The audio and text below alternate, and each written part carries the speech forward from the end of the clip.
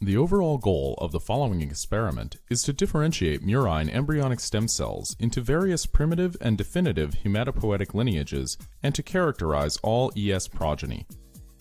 Murine hematopoietic cell differentiation is achieved by placing ES cells onto a confluent, fluorescently labeled mStrawberry OP9 stromal cell layer. Each day of differentiation or co-culture represents the various stages of hematopoietic development. At the appropriate harvest time, differentiated ES cell progeny can be separated from the mStrawberry OP9 stromal cell line by cell sorting.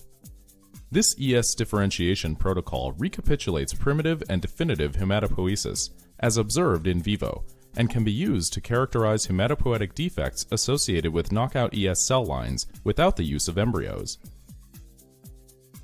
Hello, welcome to the lab of Dr. Judith Gasson at UCLA's Johnson Comprehensive Cancer Center. My name is Helicia. The main advantage of the technique I'm going to show you today over existing ES-OP9 co-culture methods is that this procedure allows for the passage of all day 5 and day 8 cells, as well as the complete separation of all ES-derived progeny from the OP9 stroma.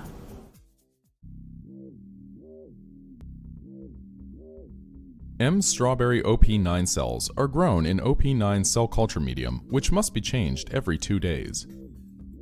The OP9 cells should be subcultured 3 days prior to when they are needed for co-culturing. It is important to note that during maintenance, the OP9 cells should never be maintained at a density above 90% confluency. First wash the cells 2 times with PBS. Then add